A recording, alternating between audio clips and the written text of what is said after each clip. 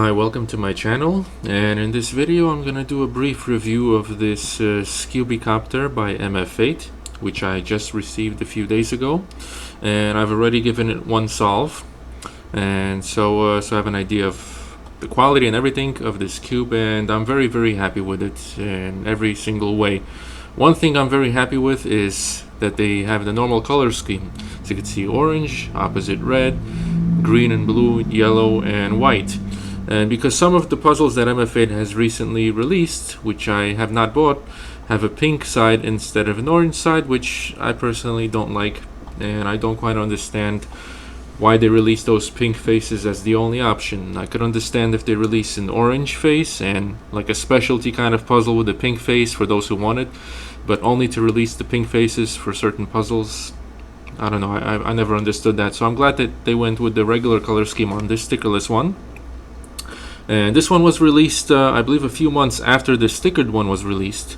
And since I personally prefer stickerless puzzles, and I have very few stickered puzzles, I just don't like to deal with peeling stickers, and especially when the stickers are small, that tends to be quite a problem. So I held off on getting the stickered puzzle in the hopes that a stickerless one would be released, and lo and behold, here it is. It was released. And so what this is, it's a hybrid puzzle of a Skewby Copter Plus, and it makes edge turns on every single face, 12 edges, and in addition to the edge turns, it has these internal pieces which allow you to swap these with the corner pieces, and it also is a skewb, so it makes turns like this.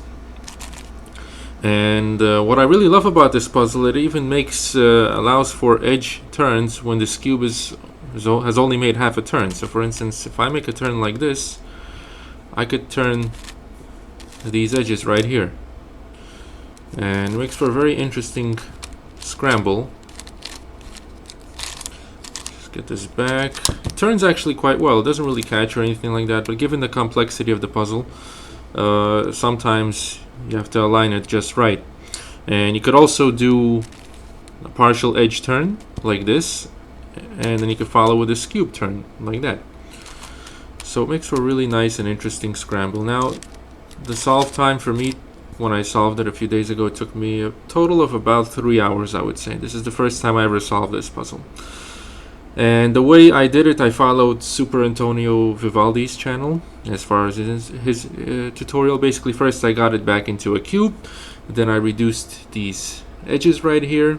Next, I reduced these inner petal pieces of like this middle slice and this slice right here.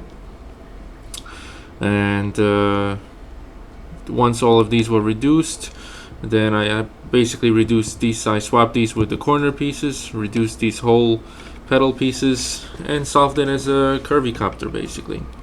Yeah, so the only thing I have to mention about it is if you turn it part of the way, like this, and you look on the internal pieces, you could see that these edge pieces, like if you look at this little edge piece right here, let's try to zoom in. Hopefully, let's see if it's going to give us a good focus. I don't know why this camera is not really focusing that well, but hopefully you can see it well enough. So this piece right here, you can see the blue and orange piece. On the inside, it's fully blue. But if you look at this one on the right side, you can see it has like a yellow piece going into an orange piece.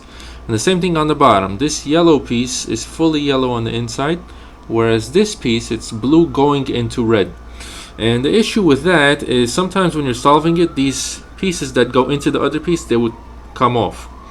Like once the edge is turned, they're not going to come off. But sometimes if you have a full scramble and you have an edge turn like this and the piece is sticking out, and some of them could come out. So the way that I fixed this is I took the piece out, put a slight dab of crazy glue on it, put it back in, let it dry for about a minute, and I did this with all of them pretty much.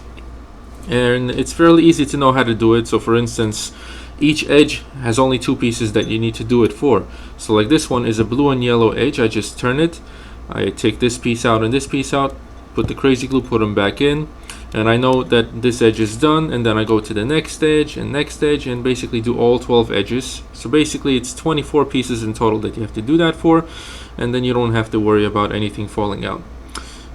So yeah, so this is my brief review on this puzzle.